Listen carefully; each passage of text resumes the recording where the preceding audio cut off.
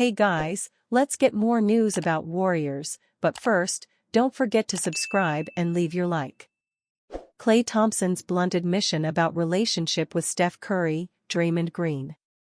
Prior to signing with the Dallas Mavericks this offseason, Klay Thompson had spent the entirety of his 11-year NBA career with the Golden State Warriors.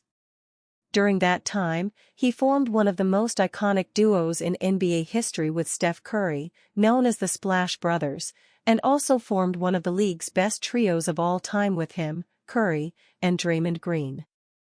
That trio went on to win 4 titles, forming what many consider to be one of the best dynasties in sports history. While the Warriors didn't invent small ball or shooting the three, they popularized them in a way that changed the NBA forever. However, due to brutal luck with injuries from 2019 to 21, Thompson was the odd man out in terms of getting an extension. After posting his lowest scoring number since his rookie season this past season, the Dubs and Thompson couldn't reach a deal. On Tuesday, his former teammates will go from friends to rivals as the Mavericks are taking on the Warriors in the group stage of the NBA Cup. However, the term friends maybe should be used a bit loosely, as Thompson revealed to Mark J. Spears of Anscape that the iconic trio hasn't been in contact since his departure. "I'm locked in." "Not really," Thompson said when asked if they stayed in touch. "I will see them when I see them. That's it." When discussing what he misses about Golden State, Thompson told Spears the one thing he misses about the Bay is the water. While Thompson was known for driving his boat to games, he appeared to make it a point to emphasize that the Golden State chapter of his life is behind him. Even with the team honoring his return on Tuesday with a video montage, bobblehead giveaway, and a speech from Curry, Thompson made it a point to emphasize the fans will appreciate it more so than he will. "I guess it's a good thing for the fans. So, kudos to that," Thompson said. Maybe they grew apart, or maybe Thompson still isn't thrilled with how his time in the Bay ended.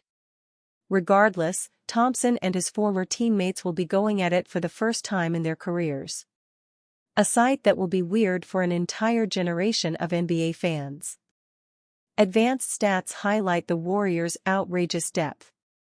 When the Golden State Warriors failed to land a marquee player like Paul George or Lauri Markkanen in the offseason, and were unable to re-sign their free agent homegrown Hall of Famer in Klay Thompson, they pivoted to something less flashy but perhaps equally valuable: depth.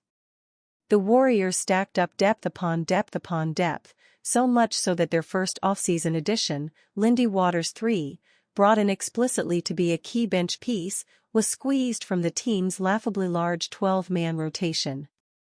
When Steve Kerr announced the 12-man rotation, he said that he couldn't justify taking 2 players out of the mix. And after 10 games which see the Warriors tied atop the Western Conference, despite playing just 3 times at home, it's nearly impossible to argue with Kerr. Golden State's depth has played a few roles. It's allowed Kerr to manipulate lineups based on matchups, such as in Sunday's win over the Oklahoma City Thunder, in which neither starting center Tracy Jackson-Davis nor prized backup Kevin Looney played after Chet Holmgren was injured 5 minutes into the game. It's allowed him to keep everyone fresh, helping them run teams off the court with constant substitutions. And it's kept all their core players warm, confident, and ready to contribute. But 12-man rotations are rare for a reason, and it turns out that reason is fairly simple: it's not very common to have 12 players worth playing. The Warriors, however, do. And the stats highlight just how true that is.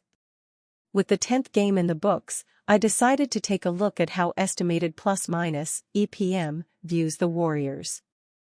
EPM, an all-in-one stat designed by the brilliant minds at Dunks and Threes, is considered by many, myself included, but also people far smarter than I am, to be the best all-encompassing stat in basketball. As with all stats, EPM needs some context and salt taken alongside it, except when it proves the point we're trying to make.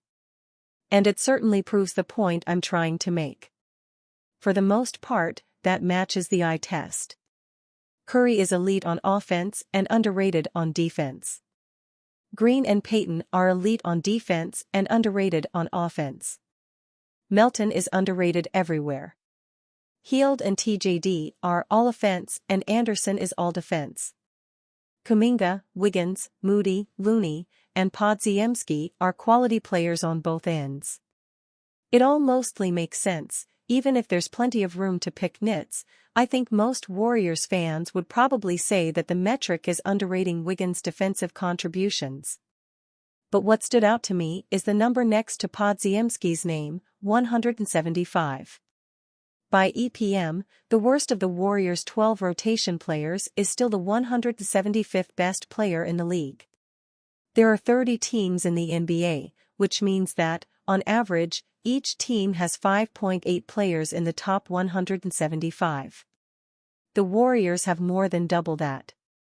That's staggering, and it's even more shocking when you look at it compared to all the other teams. Here's a breakdown of all 30 teams by how many players they have in the top 175.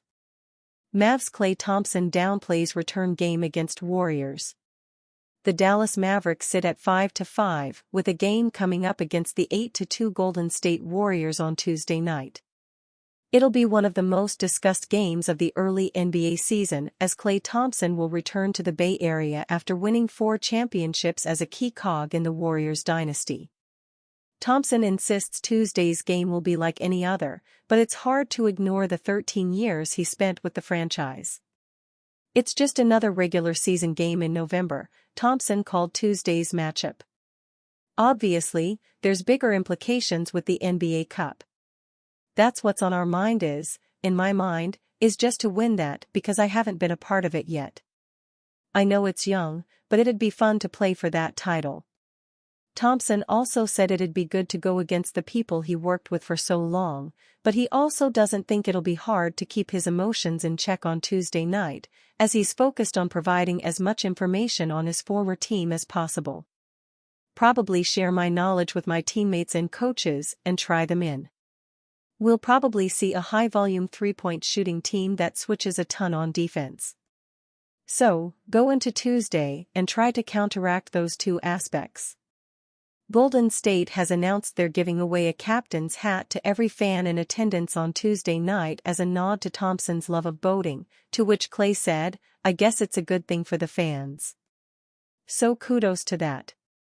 Thompson has struggled the last few games, hitting just 2 of his last 13 three-point attempts, and is averaging just 13.8 ppg for the season. Luka Doncic has admitted it's been a struggle getting used to having Thompson in the lineup, but Dallas is still lacking perimeter shooting, something Klay is supposed to help provide. And you fan? What do you think of the situation of Klay Thompson? Leave your opinion in the comments.